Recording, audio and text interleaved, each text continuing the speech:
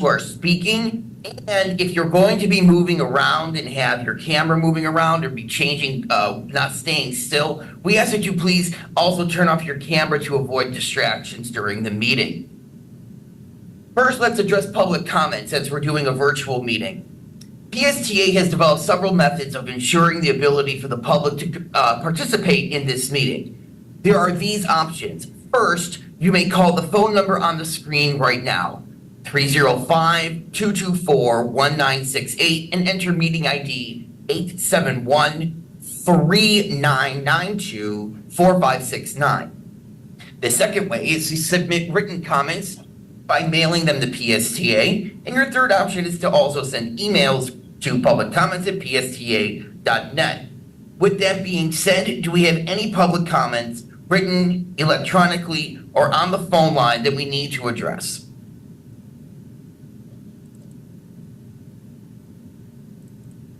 Okay, we'll take that as a no. For the record, we now need to do a roll call and ensure that all members are in attendance. When I call your name, you can unmute, say here, and then please remute. So let's start with Roman.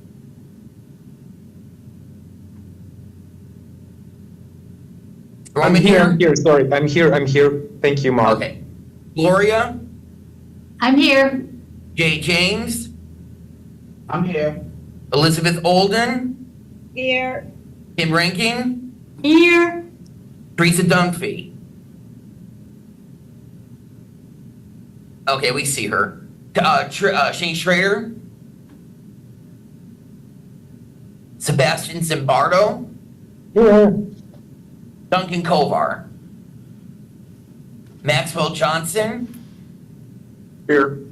Mark Boyce? Present. Richard McDaniel? Here. Peter Ray? Here. Thank you. Richard Powell? And Conrad Langenham. Are there any members' names I didn't call? All right, thank you so much.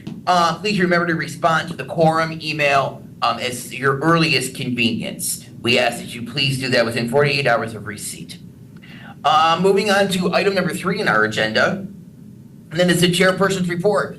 I will briefly mention the topics covered at the March PSTA board meeting. The board approved the fiscal year 2020, the FY23 audit report and contracts with SANCSA and HDR for on-call program management, construction management services. They also talked about the free ride program for students and the board workshop in April. I'd also like to add, I'm not sure if I mentioned it to this group, I'm now also on the committee for Car Free St. Pete. So I kind of cleared it with Bob, but I will bring you reports of what we're doing at Car Free St. Pete and let you know what's going on there. Real quick, we had a meeting last week with the gentleman in charge of the 175 Boulevard project, and he is looking for support from community members, especially in South St. Pete and downtown St. Pete, to help educate about transferring I-175 into a boulevard that would connect 275 to the downtown area near the Dowdy Museum. If that's something you are of interest in, please let me know. Car Free St. Pete will also be set up at Earth Day on Saturday, April 20th, and also participating in the Sun Runners Serenade on Monday, April 22nd. Thank you so much for letting me have that point of personal privilege. And with that, we're now going to bounce over to Miss Elizabeth Olden, who will give us a brief report on Forward Pinellas. Okay. I was able to be there on Zoom for one presentation. It was Unified Planning Work Program, WPWP. I don't know how we would say that, but there's a manual that was developed. It took 10 years to develop, and it's going to be nationwide.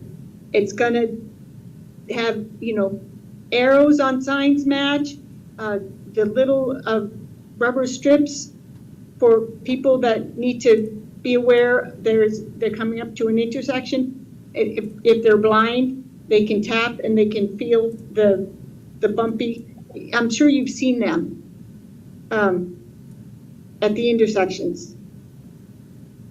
Then the speaker talked about traffic stress versus incorporating bike lanes and walking trails. For example, the red zones are high traffic stress areas, and it's hard to work in bike lanes and walking trails. Then there's blue and yellow areas. The best area, the best balance, are green areas with low traffic stress, but enough recreation like bike lanes and walking trails. And that could mean the Pinellas Trail. And then I went through all the paperwork, and I like this the best because it includes PSTA. And I'm just going to read it.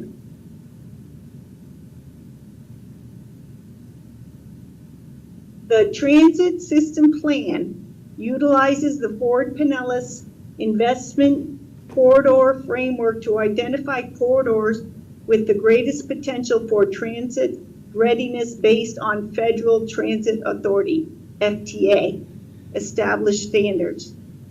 The goal of this effort is to identify the top performing corridors that, with the right investments and strategic land use planning, could best foster redevelopment, continued ridership, and benefit overall transit network.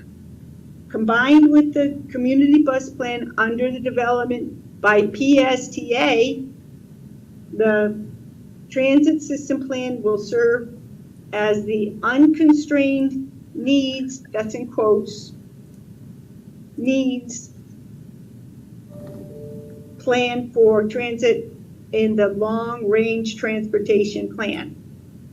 With implementation will include close coordination with PSTA and our local governments, partners, to entice land use policies aligned with future transit investments across the county that further the transit plan goals. I like the fact that they are teaming up with PSTA, so it's important that I'm there representing us to them. And I'm gonna have to, I wish I could put my phone on mute, but I can't figure out how to do that. Somebody's knocking on my door. Oh, no, they just delivered a package. They won't knock again. Okay, and I'm a little bit bamboozled, especially since I haven't shown up in person, but I'm still learning a whole lot. And the land use versus the transportation relationship is fascinating. And that's what this is all about. And I love that they included PSTA and are working with us and relying on us for information. That's what I got. Thank you, Elizabeth. Looks like Gloria has a question, and then I'm going to ask a question. Okay. Mine's less of a question, it's more of a follow-up, because two other members of our committee, of our Transit Riders Advisory Committee, are also members of a different committee with Forward Pinellas, and that's Peter Ray and I are both on the Bicycle Pedestrian Committee. And we just had our meeting 2 days ago, or yesterday was it? Days go fast. And there were a couple of things that, first of all, when we met, we referenced PSTA several times in that meeting, you know, which is good so that people are continually reminded of the importance of our transit system when they're even talking about the bicycle and pedestrian issues relative to Forward Pinellas. And that led to somebody asking, well, maybe again, it would be good if PSTA could come and give a presentation to that committee about all the programs within PSTA, so that at least our people in the Bike Ped committee, who would be very good candidates for using transit, even putting their bikes on the buses, would know about it. And there was a long discussion that we had about the whole, again, issue of public understanding of what we all do. And we were talking about the public understanding of what happens at Forward Pinellas and how that references public understanding of what we do at PSTA Transit Riders Advisory Committee, or what we do as transit riders.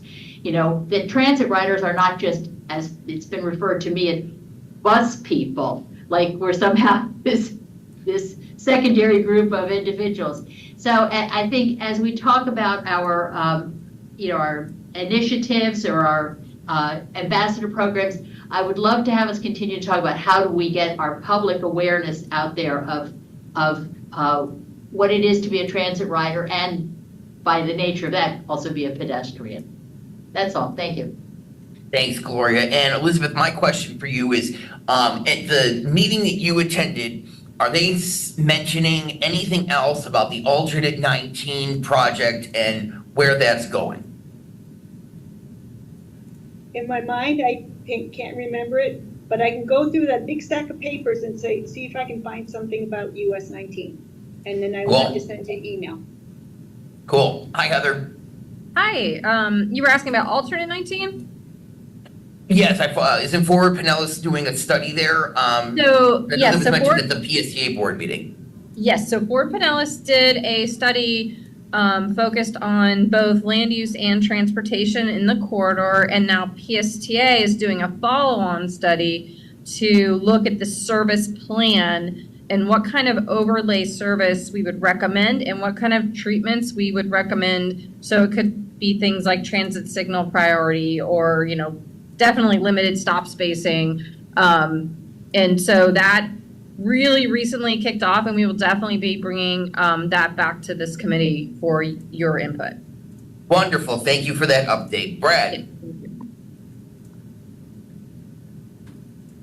Okay, hi everybody. I just quickly, I just wanted to say that, thank you, Gloria and Elizabeth, for those updates, and I think we would be glad. I agree with you, Gloria, that it would be good for PSA to make a presentation to those other committees that you guys serve on, the bicycle committee and Elizabeth, the new one that you went to. Yeah. We can try to reach out to Fort Pinellas and try to get those scheduled. So that we're not just bus riders, we're important people. Yeah. All right, thank you, Brad. All right, thank you everybody for chiming in on this important topic. With that, we're now going to move into the first of our information items, and that is going to be the transit program. Bob Lasher, are you still able to speak with us? If you can hear me, I am. And we hear you. I'm not going to activate my camera because it takes extra power. But That's fine. This was bumped over from last month because we ran out of time. We had made it one of the initiatives, and we talked about some of the different things you might want. So if you got the email and read it, I've asked people to brainstorm ideas and let us know what you would like as far as a toolkit or the ambassador program to provide you with to help become ambassadors for PSTA and boost ridership. Okay. And by the way, if my power dies, Mark will take over. Yes. Thank you. So right now, I guess what we would do is ask for members to either in the chat or by raising your hand and unmuting, telling staff what you would like to see in a transit riders ambassador toolkit that they would give you that would help out. And you don't have to raise your hand, you can unmute, it's fine. Peter? Well, based on some of the public meetings, probably the main argument we had heard, for example, down on St. Pete Beach was, why are we dedicating so many resources to 2% of the population? And it's only 2% that ride it. And so they just repeated that over and over and over again. And obviously there are a lot of asterisks that go with that. I don't even know if it's a correct figure, but that's their talking point. And I know Jay was there and spoke, and a lot of us were there and spoke. That's, I think that if we had like a frequently asked questions, responses, easy ones to respond to. But that was probably, if I had to say, I don't think it was all that effective, but that was their best argument, I would say, for people that hadn't made up their mind. Okay. And so that's one item, if there was some FAQs that we could have. Maybe this doesn't, maybe also just instead of just focusing on how many people ride PSTA in Pinellas County, but also maybe looking at our statistics overall that I know that many people on staff have prepared because I've seen them presented at board meetings. Unfortunately, the names are just escaping me right now, but that's okay. But we know that that staff has all of that data available to us that they can share. Okay. Anybody else have any other ideas about what we could use? I mean, if you go way back, we used to have printable, foldable maps, but I don't think anybody would rip one of those things out now. Mark? Actual data. You know, like, is it 2%? How much do we spend per person? How, you know, what does there are people who would respond to data rather than emotion. I don't know too many people that would want to go out of a private car into a bus where you have to stand around and wait and so forth. It's just, but there are instances like I use it. It's a benefit to me in business. So, and I used it for a year and a half when I had no car, and people will do that. But I think real data rather than just, hey, you should sell your car because you need to be a good person to save the planet or something. Okay.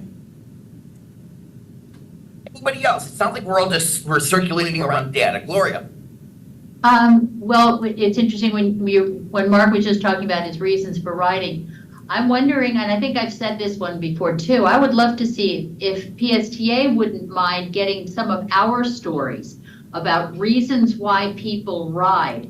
And I think that's the kind of thing that can be a public service announcement, or we can, even we as members of the track can reach out to some of the local news media. We do for other issues. I do certainly when I'm getting sidewalk things put in, and say, these are the reasons why people might choose to not use their car every day of the week, or why a retired couple could give up one of their two cars. And the reasons why people the reasons why we choose to ride, but then also there are reasons why other people may decide that it's worth trying to. Great idea. Okay, so now we're gonna have to figure this out. Let's go to Peter, and then we're gonna go to Richard. I think Gloria had a good suggestion, and then when I talk about the statistics, I do realize that that's a rabbit hole that would be dangerous necessarily to get stuck on that versus telling real stories. So that's one whole issue. So I just wanted to emphasize what Gloria's saying is I think that's a very good idea. So thank you, Gloria. Mm-hmm. And Richard?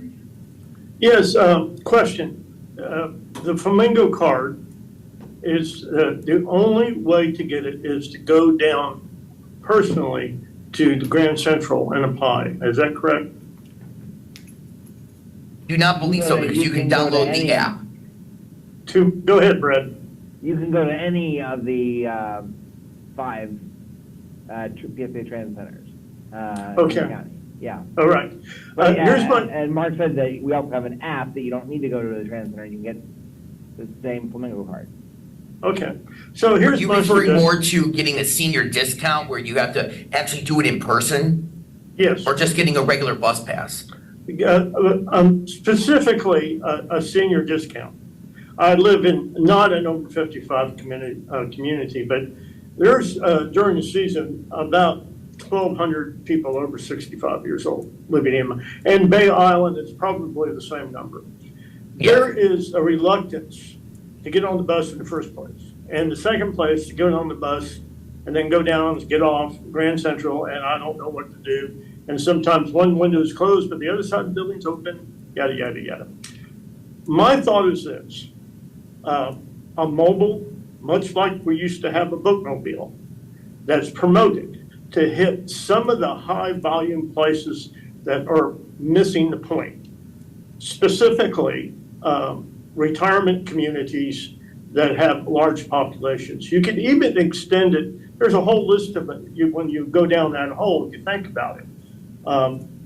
St. Petersburg College is a mile away, only a mile away from a stop on the Sunrunner.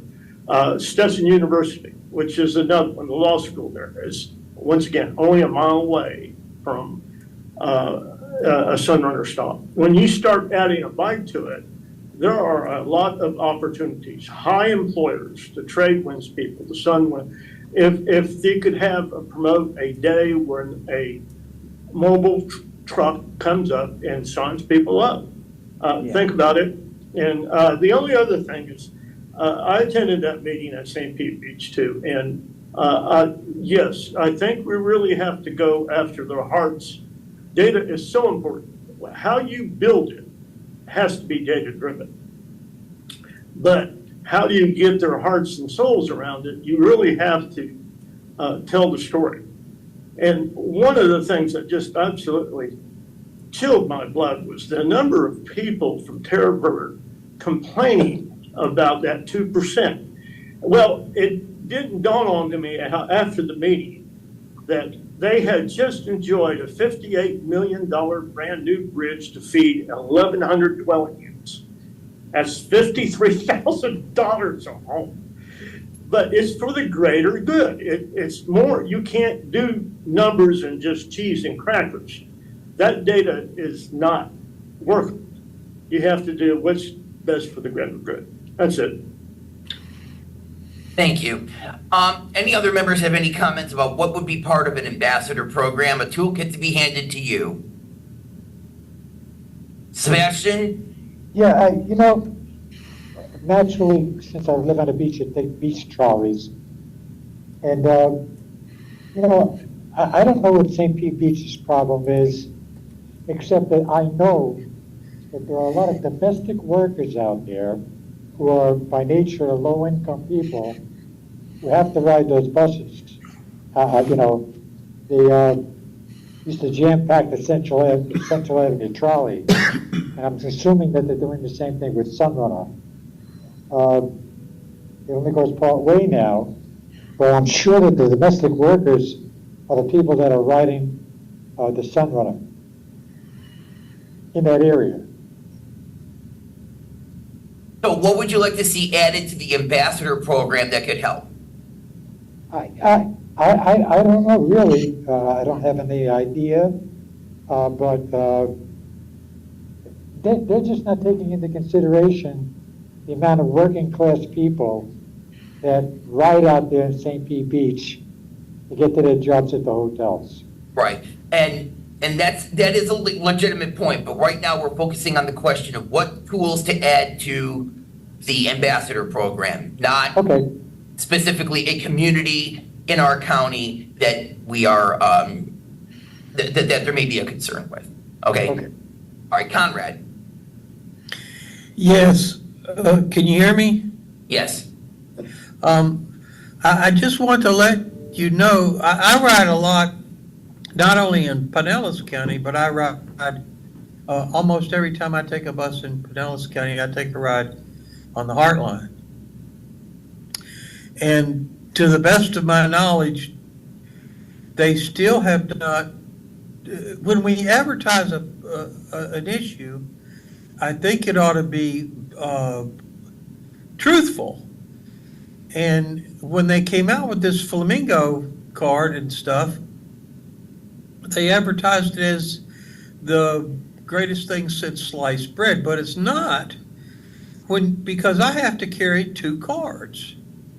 I can't use my flamingo card and my in both places because I have I'm eligible for the discount, not only for being military, but for being on this committee, plus disabled. And I have been unable to get the card to work where I put funds on it, and it works like one card. In other words, if I didn't have any other discounts or anything, I could use it because it would be able to differentiate between taking the funds off. properly, but it will not do it now, because if I put funds on the card that I got from my Pinellas County card, and I try to use it in Hillsborough County, it won't give me the discount, and it won't. Or if I try to use my track card, Flamingo card, it won't. It doesn't recognize it. I just don't know how to explain it any other way than I have to use two cards. I have to pull out one for Pinellas, and I have to pull out one for Hillsborough. And that's a drawback to people that are either eligible for the discount or don't want the confusion.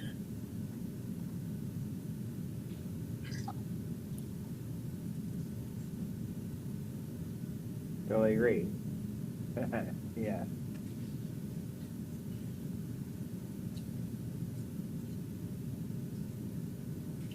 Mark, we cannot hear you. Mark, we cannot hear you. Can anybody hear Mark? Mark, we can't hear you. I don't Which think you Mark? can hear us. There we go. O'Hara. Speak there, Mark. We didn't hear anything you were saying. We can't hear you. Can you hear me now? Yes. Yeah. Okay. We need to remember to stay on the topic. The topic right now is tools you would like in your ambassador toolkit. If you're currently having a problem with a Flamingo card or data or a community, let's save that for item number 6 in member comments. So if you're gonna raise your hand and share in this section, that's wonderful, but please say what tool you would like to be added to the ambassador program. We'd like to stay on topic and not diverge into a member comment section, because we do also have to have Mr. Silver share after this. All right, so let's go to Peter then, and then Mark. I wonder if it would be possible, and I've spent 30 years in communications and public relations, and I would certainly be willing to work with some of the track members to create a calendar and some ideas for letters to the editor and op-eds, so that this not always doesn't have to come from the staff, but we could develop some themes and, besides the Times, there are a number of small newspapers that we can be able to hit up with some information, but we could develop a calendar. And I would be willing to help write or edit anybody's letters. I know a few other folks that who are retired now that come from that background that would be willing to help. Real quick, how would that be impacted by the Sunshine Law? Would we be able to meet privately to come up with a calendar, or would that be in violation of Sunshine Law? That's a violation. Okay. Well, I mean, He cannot be just coming with a publicly available calendar of meetings, and that's not a violation. I mean, a violation would be something that we wouldn't have to vote on that, right? You're just gathering the publicly available list of meetings. Yeah, Okay. it wouldn't be about policies that we're voting on or anything. I don't know. Plus, I said we can have subcommittees, and that could be a subcommittee that, just like we did for the initiatives. Yeah. Okay. Like that? Can that committee, what's the word I'm looking for? Would we have to do public notice and put it all out there like we do with this meeting about the meeting at a separate time? That's the only other thing. That's the only thing I would be concerned about. I mean, if it's okay and we won't get in trouble for it, I say that's a great idea. Mark. Mark, you had your hand raised? Yes, sir. We're not getting too many ideas. I think the reason we're not getting ideas about what to put in the pack is because we don't know what's available per se. Maybe if you're asking for us to just be creative and come up with things out of thin air, like sunglasses, a hat, whatever, tried PSTA, but if you had, if we have a Mark, even Brad's here with us, he might have an idea to give us some examples of what we can put in this pack, and then we could vote, say, yeah, that's a great idea or whatever. But just to come up with things, we don't even know what's available. We don't know what funds are available. We could give free rides because everybody seemed to think that was a good idea for Sunrunner to get the popularity up. Well, if we gave free rides on the 52, that would probably increase it, for a while, or I don't know. But I mean, just give us some examples. Yeah, I kind of agree with that because, it's like, so are we asking the committee to create, asking us to create these documents personally? Or would it be coming from marketing where it would be looking like official from PSTA? And do we also have the financial ability for the track committee members to be given a free bus pass to hand out to our friends and say, hey, here you go, so go try the bus and tell us what you think? That's what I would think. Okay, this is Brad. I think we maybe Bob lost his power. I don't see him here. But to answer your question, no, there's not an unlimited budget, of course, for this. And no, I don't think you can just hand them out the Flamingo card to all your friends and say go for it.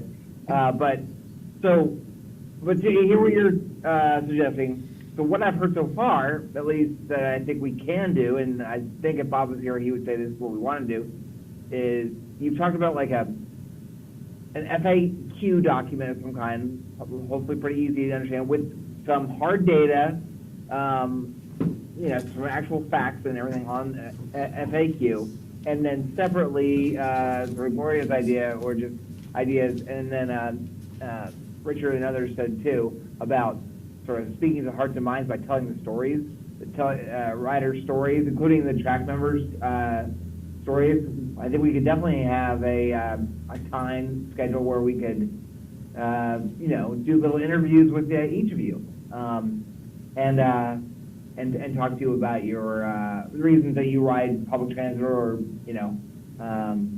your stories. I think those are the takeaways that I've put down. In addition, we're gonna try to get you a regional bus pass. All right. Thank you, Brad. All right, let's go back to Conrad, and then we're gonna move on to item 5B. Okay, I would like to have the ability to, I ride the bus a lot, so I see a lot of bus drivers, and when I see a really good bus drivers, nominate them and maybe give them, have us award a monthly, I don't know, maybe 8 hours of paid time off or something.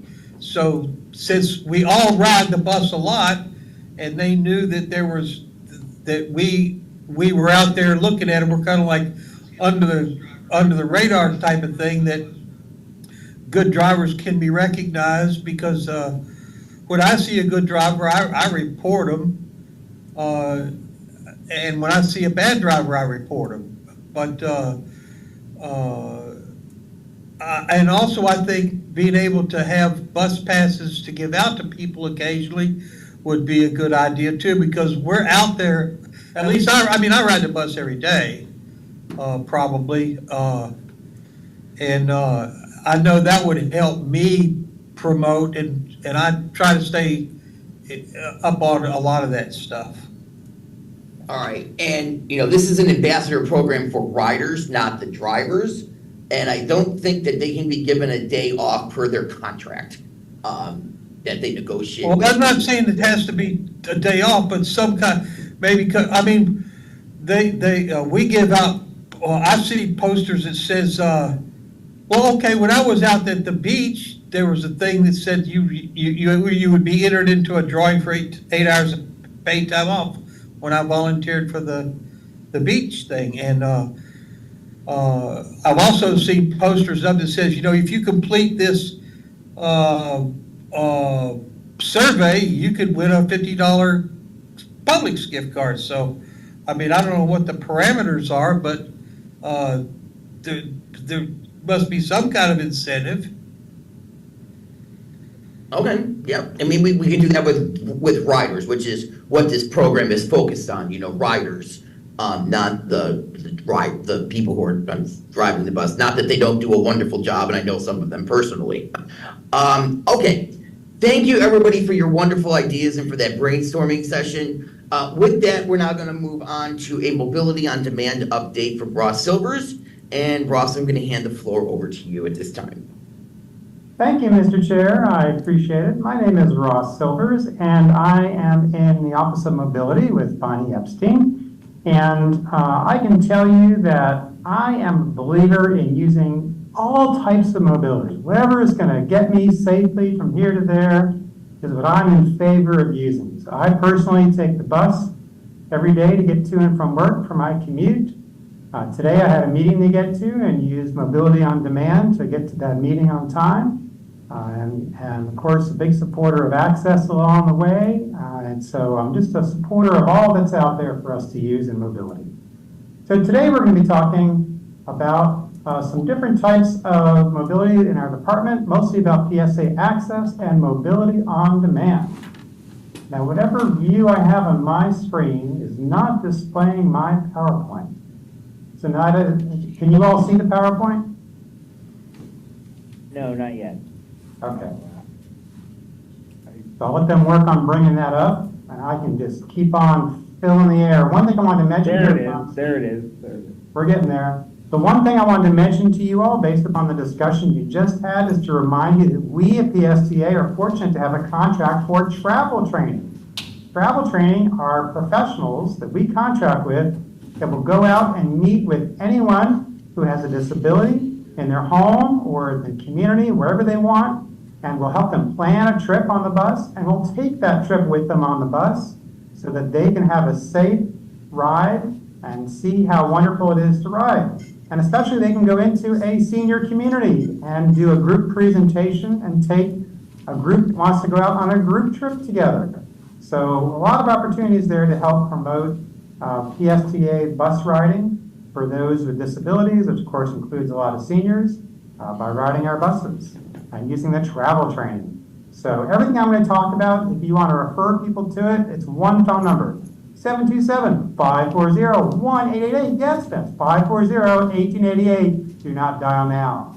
All right, so that's the number for travel training, for access, for mobility on demand, and for transportation disadvantaged door-to-door services as well. All right, so today let's talk a little bit about where we are with an update on access and MOD. I know a bunch of you out there on track are riders, as I am, but there are some of you who aren't. So I'm going to just do a really, really brief overview, try and keep us on time. So PSTA Access is our form of required, FTA required ADA complementary paratransit service. That's a technical term.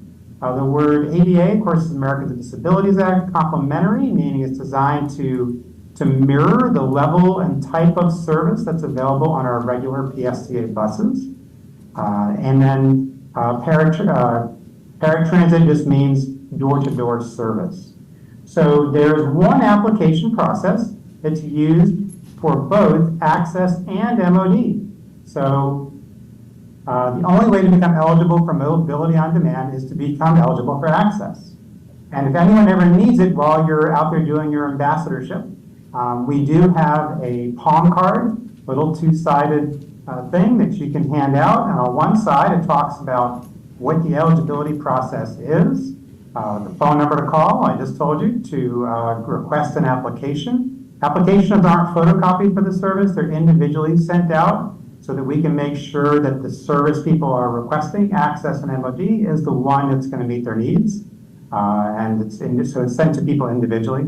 And then once we get the completed application, then person contacts us back. We schedule a phone consultation.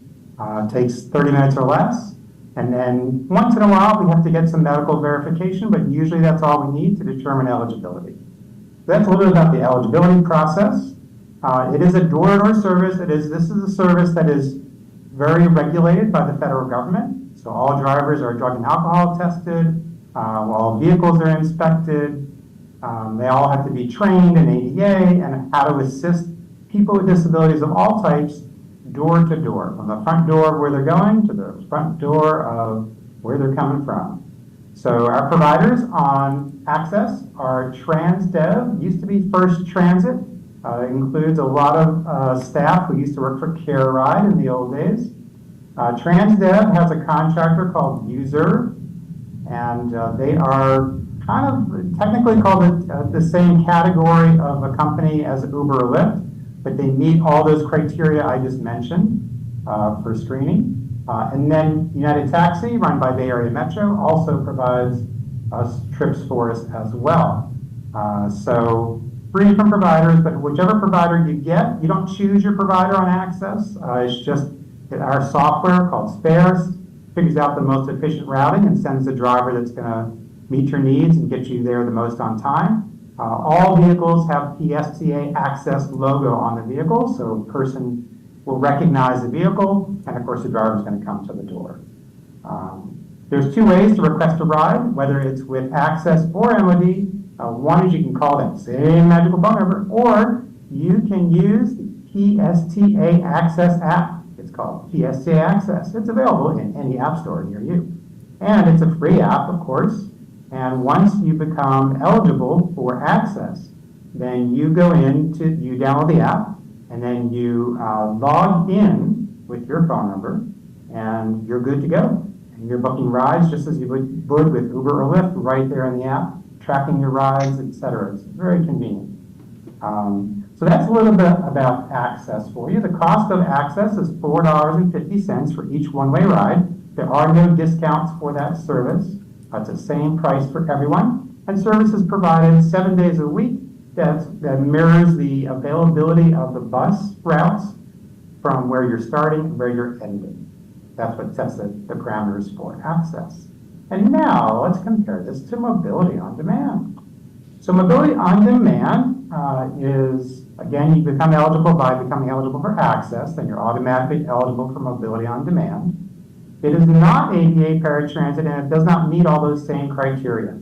So it is a curb-to-curb or address-to-address service. So the driver is not going to come to your door and bring you to the door of your destination. So it does require a little more self-advocacy on the part of the person who's using the service to keep an eye out for that vehicle coming and to watch. Everyone on both Access and MOD gets text messages to their phone that alerts them to when the ride is coming. They get them 24 hours ahead of time, an hour ahead of time, and 2 minutes as it's approaching. Just like you would for Uber or Lyft, very similar type messages. So you know the vehicle information, the driver information, and the time it should be arriving. So it's a big difference between the two services though, because of course, Access is pre-scheduled. It requires advanced reservations, at least the day before. And you have a 30-minute on-time window, either for pickup or drop-off, your choice. They are on time, on average, about 95% of the time, so that's excellent. It's a great way to get to an appointment on time. And of course, the staff will help you figure out what time to schedule your pickup to arrive on time, or you can make an arrive by to arrive on time as well, using the app. People like Mobility on Demand because they don't need to have an advance reservation. It is just a real-time request. It's available Monday through Saturday from 7 a.m. to 7 p.m. The providers for this are Uber, Lyft, again, Bay Area Metro, United Taxi, and then Wheelchair Transport Service. And most recently, Transdev, our provider for Access, has started doing a few wheelchair rides on MOD as well when they have capacity to do so. So those are our providers. It's available, I think I said the hours already, Monday through Saturday, 7 to 7. The cost is currently $3.50 for each one-way ride, as opposed to $4.50 on Access. And that covers the first 4 rides, or $3.50 each. And then if you take more than 4 rides in a day, then the cost becomes $6 for each of those additional rides. That was a change made in 2023. We already talked about how to qualify for the service. We already talked about how to take trips. The only other difference to mention is payment method. For Mobility on Demand, you're paying with a credit or debit card that is saved in our computer system and just automatically charges you for the ride once you take the ride. You can use that same payment method for Access, but on Access you also can pay with cash or a pre-purchase ticket. Let's go ahead for the next slide. All right, so as we're kind of looking at them side by side, let's look and see the ridership and what kind of growth we've had on this service. So as we look kind of historically, back in the pandemic, February 2020, just as it was about to hit, we had, just before ridership kind of got zapped, look at all those rides, almost 25,000 rides in that month on Access, the door-to-door pre-arranged, pre-scheduled service. Mobility on Demand was pretty new, under 4,000 rides. Jump ahead 2 years, and we're kind of at the end of the pandemic, and the numbers have already reversed. We already have more rides on Mobility on Demand than on Access, and that's because people, of course, were valuing the idea of a smaller vehicle and less chance of sharing your ride on Mobility on Demand. But still, the total numbers there, 25,000 rides in that month, still less than the 28,000 we had before the pandemic started. And now, of course, we jump forward to today, February 2024. Look at this difference. We've got over 23,000 rides in a month on Mobility on Demand versus 14,000 on our Access service. So just a huge difference and just about a complete reversal. Those 24,000 rides back in 2020 on Access are now about the same number now on Mobility on Demand. And of course, the big difference is this total number, the far right column, where we can see the total number of rides being taken in a month of over 38,000, as opposed to 28,000 back in 2020. So that's a huge jump, and so we're really excited about the success of Mobility on Demand, how wonderful it is, how freeing it is, how much independence it provides people and flexibility. People just love this service and rave about it. But it is, as you all know, we are trying to watch our budgets as we move into the future. And so how do we effectively manage this service to keep it under control? As you can see that bar graph, the line graph showing us jumping up. Let's go to the next slide and let's see what we can think of here. So how do we manage that growth? So these are just some different ideas, some ways that are commonly used throughout the transit industry to try and kind of manage growth effectively. And I just kind of want to run them by you and then just get your kind of initial take on kind of what your thoughts are. So I can tell you for me personally, and I think a lot of people on Mobility on Demand will like this as well, we really want to not limit people's mobility, right? We still want people to get out, to lead full lives, and to see that Access and MOD are a part of that. So we don't want to leave people trapped at home, right? We just want to try to manage the growth effectively.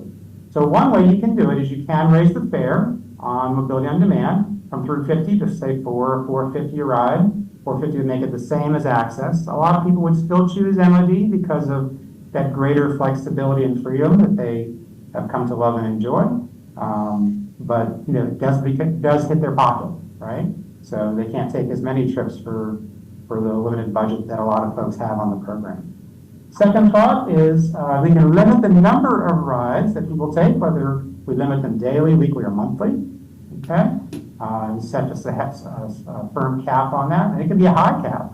We can set a higher limit, 6 rides a day. Doesn't matter. We can set whatever limit we think is reasonable. There are some people who take a tremendous amount of rides, and so it kind of, the idea is to limit people from taking a ride that takes you a block away from where you start when you could have walked it. So kind of the next thought is we can also set a kind of maximum amount that PSTA will pay per ride. So the ways that this would work, this is what we used to call a taxi voucher program. They used to operate this at transit agencies across the country. Many still do. So it'd be like saying, okay, so PSTA will pay the first $18 of the cost of an ambulatory MOD ride. We come up with an equivalent for wheelchair. And then if the ride costs less than that, then there's no cost besides your $350 copay. And if it costs more than that, then you'd pay the difference. And you'd find out what that would be before you would take your ride. That's kind of the capping the mileage per ride. Sorry if I jumped there on you. And we can see kind of a couple last ideas. We can cap the mileage altogether per ride. No trip longer than this distance. Of course, some people have jobs or other medical treatment far away.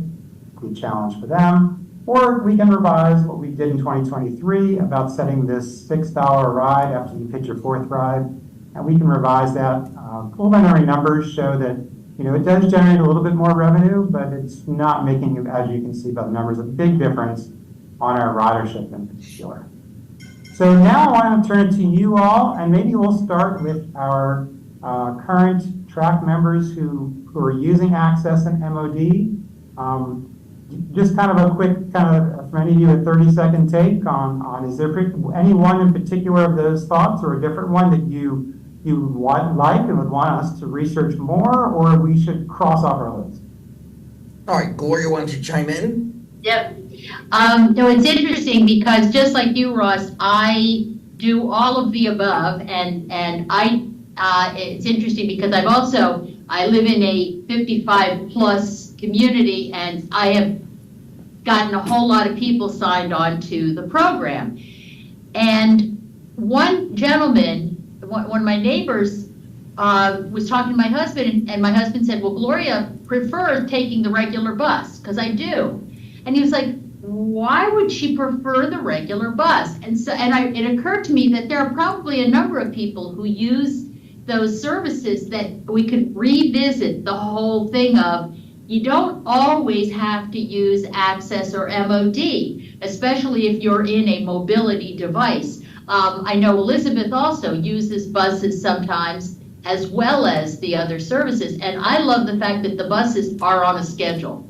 And so I don't have to call anyone. I don't have to plan anything. Even if I do MOD, I still have to wait an hour at least, or not really knowing when they're going to come. Whereas if I want to catch the 67, I just go out to the stop and catch the 67 on the schedule that I know.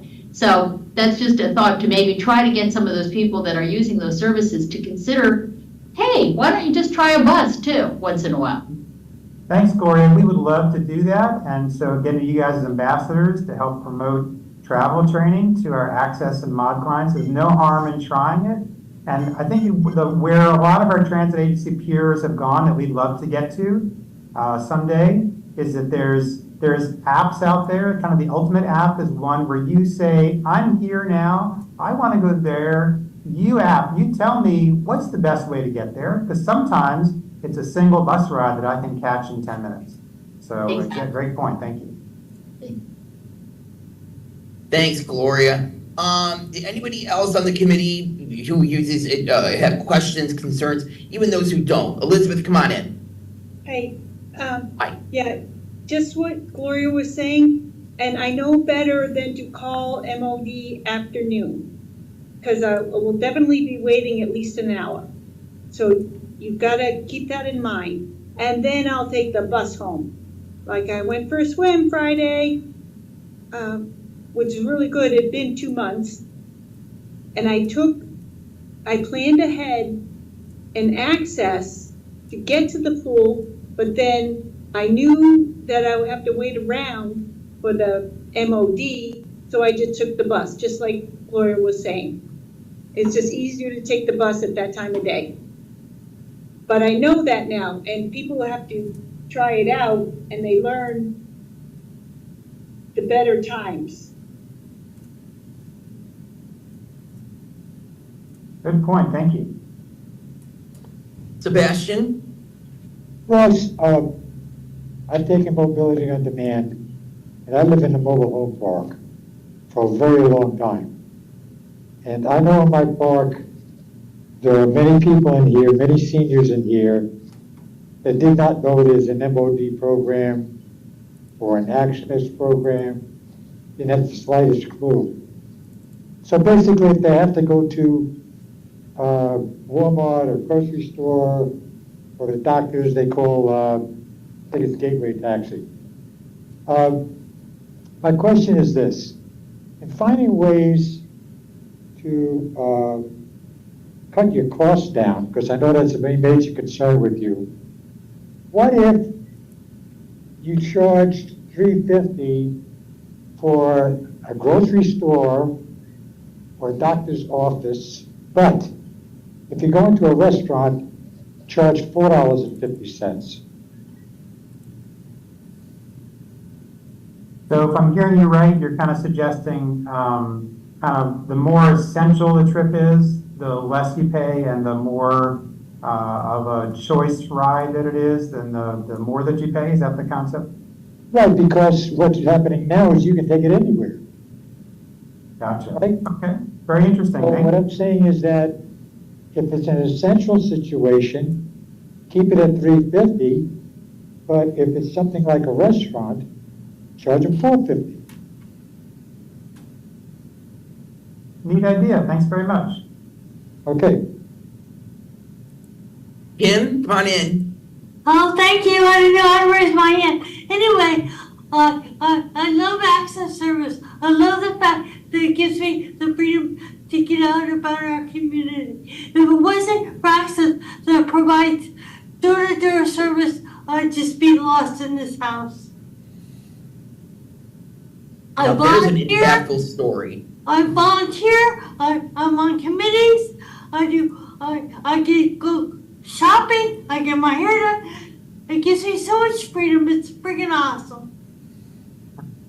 Thank you, Kim, and we love when you call in and let us know when it's awesome and when it could be more awesome. We love all that, so thank you so much for being out there and providing.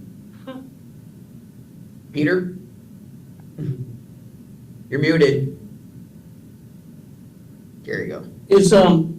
Has there been any focus groups or any kind of surveying among the MOD or access users, or would that be possible? Good I kind of question. feel like we're, Go ahead.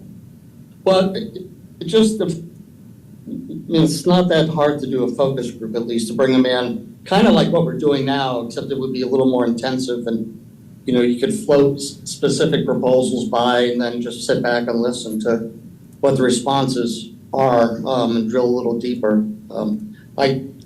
Because I'm not using those benefits, I feel hesitant to weigh in on this, but I think a group of users, of hardcore users, would be worthwhile to have an hour or 2 hour focus group on those.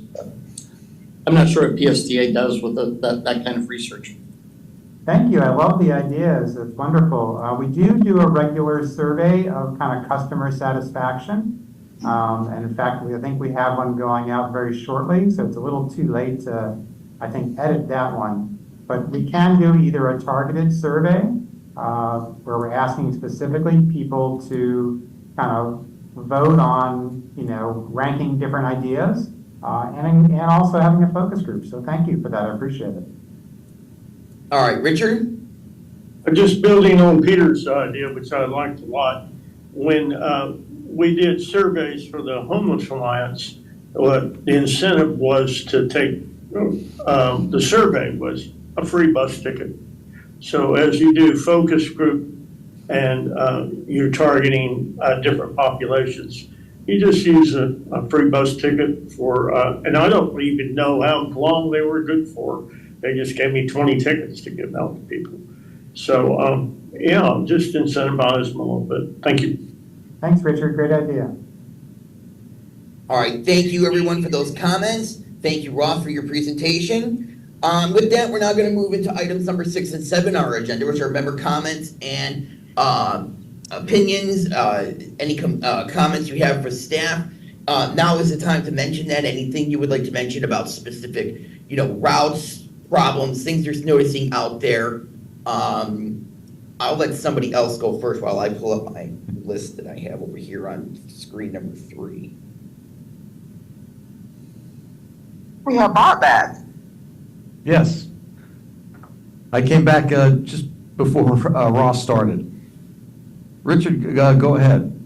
A minor thing, but something to be considered, is that a lot of people run to Sunrunner for ball games. I'm religious about it. And there's 13th Street between the stops at First Avenue North and South. It's currently, there's construction on that street. Every time it rains, that street is flooded. There's no way to walk from the stadium, even if the sun's out. There's no way to walk from the stadium without your shoes falling full of water. And then Ferg's will actually have a dining room table on the very corner of Central, the southwest corner, right in the flow of traffic. And it's really, it turns some people off. It's a picky thing, but it's under construction. If it comes up an opportunity to do something about the drainage down there, that would facilitate it. Thank you. We have regular meetings with the city, and I'll bring this up at our next one. Yeah, if you give us the very specific location, we can definitely talk to the city about that. Well, Thank it's, you, Richard. 13th Street between First and First. Between Yeah, I first think I know and where you're first. talking. Okay. Okay. Sorry, I didn't mean to cut you off. I'm so sorry. Let's go to Peter.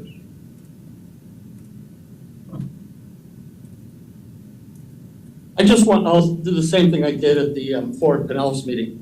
I just wanted to thank the folks from PSTA, the staff, Bob putting out notices about the St. Pete Beach meeting.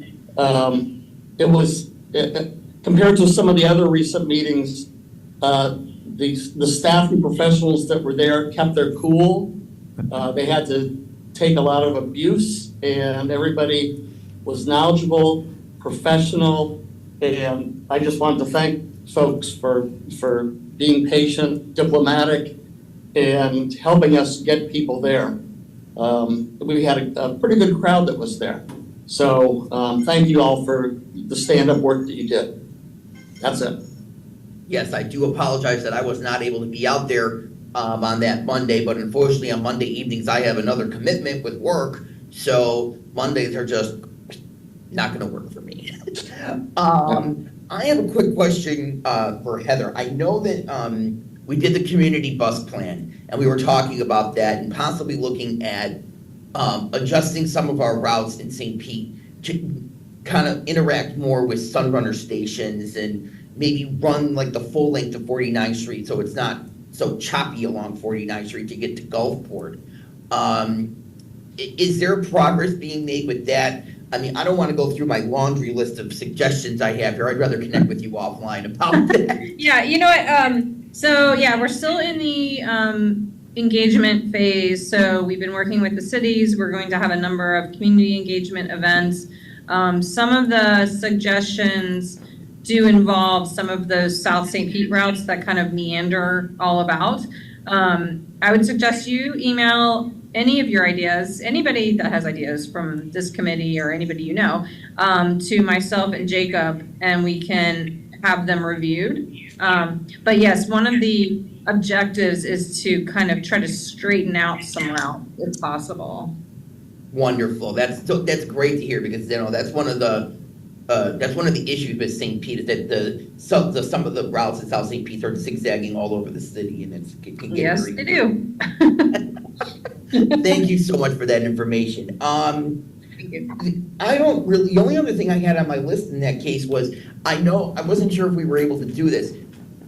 Track members get a plastic flamingo card, but we've never been able to upload it until we use it in the app.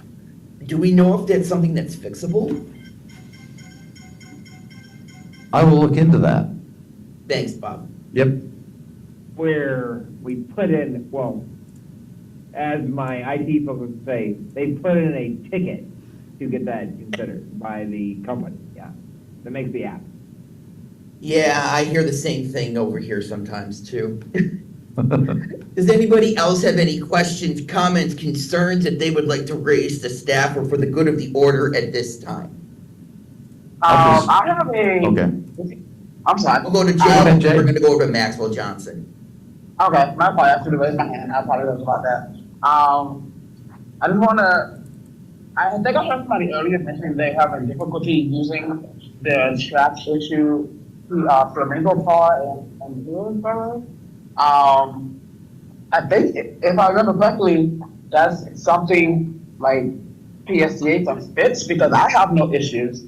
Like I worked in Tampa, so like PSTA made my car able to be used in Tampa with the heart. So I've never had any issues just going to Tampa and using my track issue Flamingo card. So I didn't want to put that. I forget who it was that was having an issue, but like maybe that's something that could be done internally if it's because that's going to it sounds like they're having too much of a hassle to have to have multiple cards in different counties. And I hope for everyone else that's not a track member, that's not the case. I would hope that our cards are interchangeable throughout the entire Flamingo territory. Can we get an update on if that's the case? Yes, thank you for that, Jay. I already sent an email to the person in finance that works the closest with the Flamingo card system, and we're going to investigate how we can make that more seamless. Because I think Brad and I both agree that you should be able, if you already have a veterans pass issued through PSTA, you should be able to use it traveling or track pass or whatever pass. In Hillsborough as well. So we're going to definitely investigate that. Wonderful, thank you. Heather, I just shot you an email with my suggestions. Great, thank you. And Maxwell, did you still have a question? Yes, well, more of a comment. Okay. You had mentioned about the integration of the Sunrunner. I've become aware that the Sunrunner is using different radio frequencies to communicate than the rest of PSTA, and I'm wondering, what is the purpose of that? Because just a few days ago, I was on the 4, it got to University Village in downtown St. Pete, that's the corner of 3rd and 3rd. I and 3 others departed the 4, and as the 4 is pulling up, the Sunrunner drives away, making no effort to allow passengers to transfer from the 4 to the Sunrunner. So everybody that was trying to get to the beach or to Grand Central, well, now they've got to wait another 15 minutes, and they're probably going to miss their connection if they had one. Okay. So my question is, Go ahead. why are they on a different frequency? That doesn't seem to make a lot of sense to me. I do not know about the radio frequency issue, but I can definitely, the scheduling team is in the planning department. I can definitely talk with scheduling about seeing if they can align, some of the transfer opportunities better. Yeah, and I can say, no, they're not on different frequencies, so that should not happen, but I will talk to the operations folks to make sure that they are communicating. I mean, technically, yes, there is a different dispatcher that is responsible for the Sunrunner than the Route 4, but they should all hear each other and communicate with it. They're literally sitting right next to each other, so there's no reason why they can't communicate. And that should not have happened, so we'll fix that. Thank you. Yeah, that would be a huge help.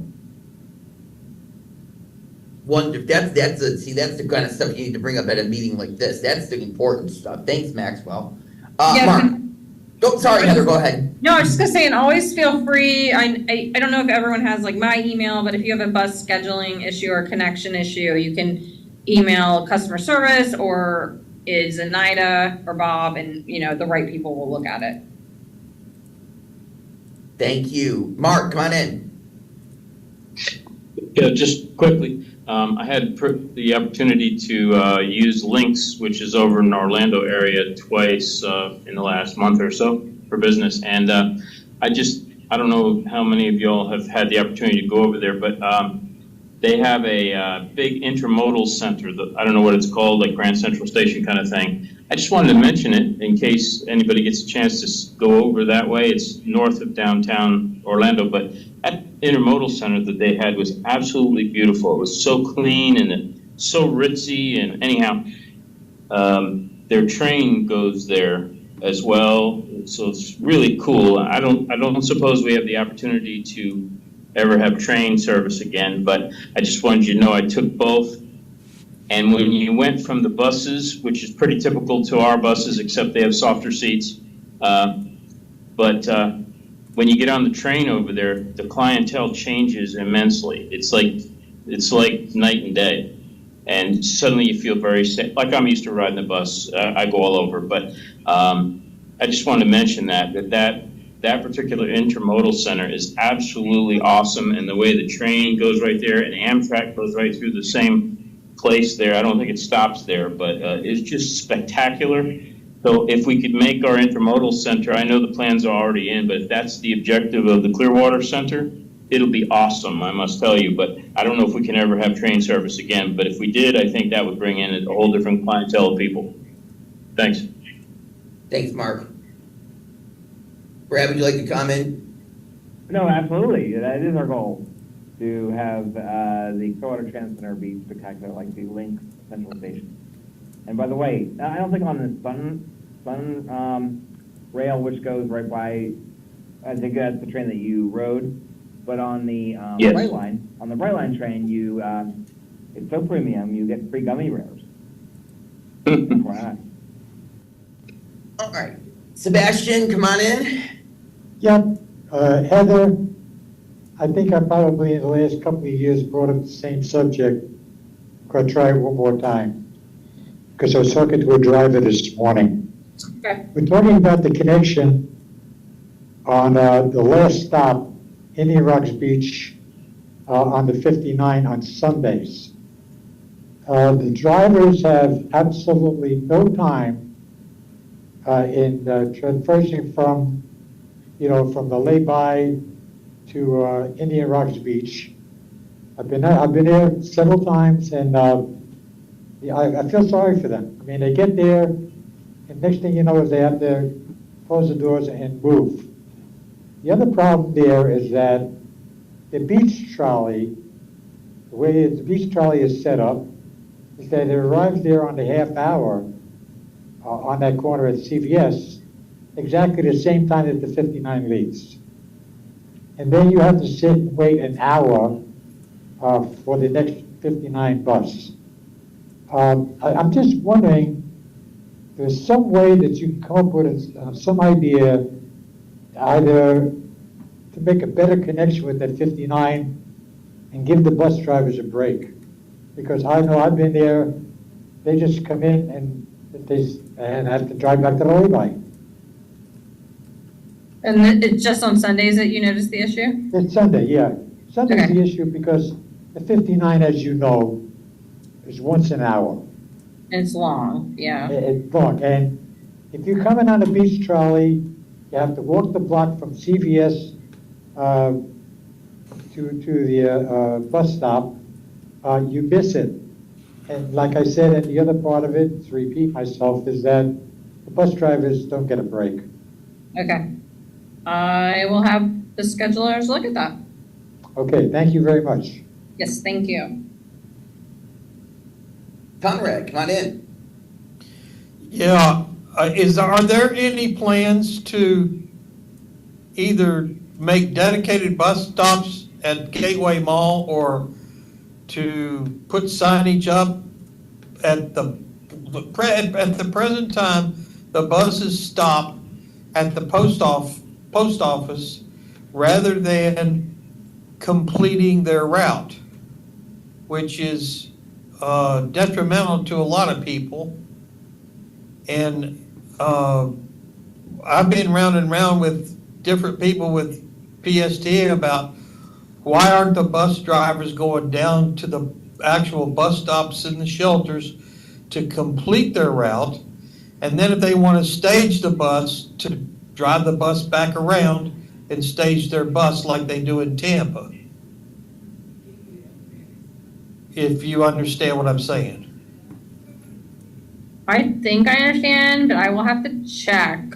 I think there was some is this recent? Because there was some rerouting, I believe, around Gateway Mall because of a narrow bridge.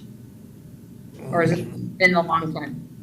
Well, at the present time, for a long time. Okay, I'll check.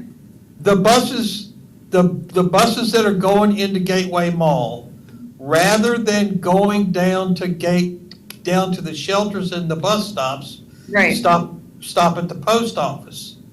Okay.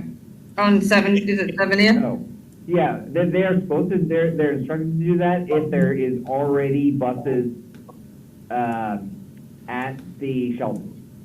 However, the problem therein lies that some of the buses go down there and take up space for as much as 30 minutes. Other buses don't ever complete the route. So if you don't take if you don't take the rider down to the end of the route, which is, what, 2 blocks, they can miss their route. So all they have to do is complete their route. And then if they have more time available, they just drive back around and then stage. Yeah. But they're not doing that, and you can't get the bus drivers to understand, hey, I'd like you to complete, because they won't. It's not a bus stop, so you can't.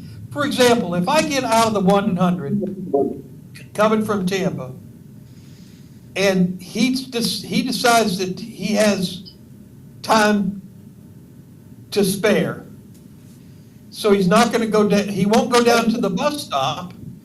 So if the 74 is waiting there, I can't get off the 100 and then get onto the 74. And by the time that, and then let's say the 74 starts to go down to the bus stop. By the time I get off the 100 to try to walk down to get the 74, then the 74 is already left, because you can't load. They won't let you load from there, but they'll unload you. So I've made numerous suggestions that complete the route, then make your decision as to what you're going to do. Are you going to stay there? And if it's a short period of time, 3 to 5 minutes, you stay there. If it's going to be longer than 3 to 5 minutes, then drive back around and stage. But I can't get it. I can't get anybody to understand that. I understand And not only that, I don't want to be left out to walk 2 blocks in the rain before I can get to a shelter, because the bus driver wants a longer break.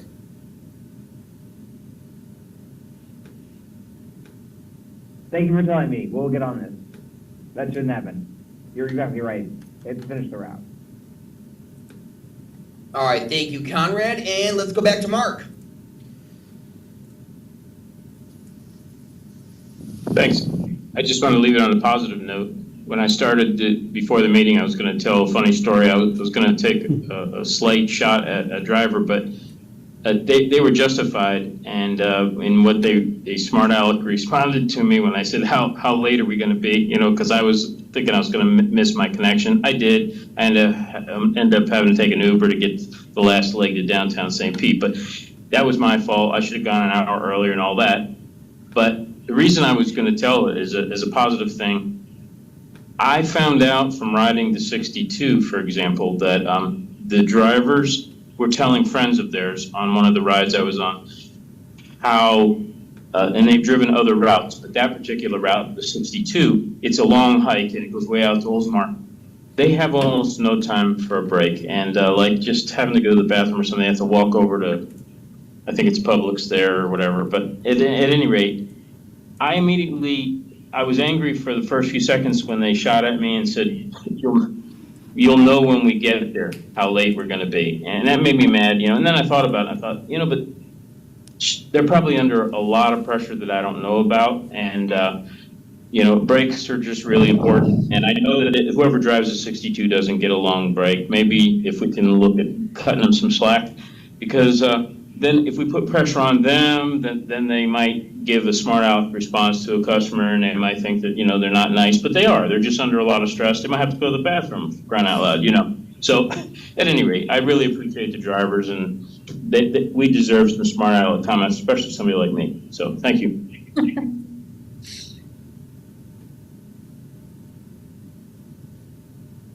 All right, thank you very much. Do we have anybody else who has comments or concerns that we want to share before we close this meeting? I think Richard's raising his hand. Richard.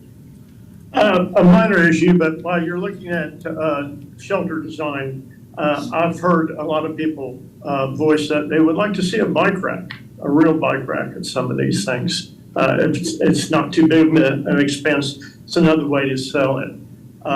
My question is, at the shelters and the stops, it says this is a designated safe site. What does that mean? Because I try to sell this, I think it's a safer way to travel. bus travel is. So what does that mean to me, that this is a designated safe site? Yeah, on the buses and, so yeah, designated safe place. Yeah. A safe place?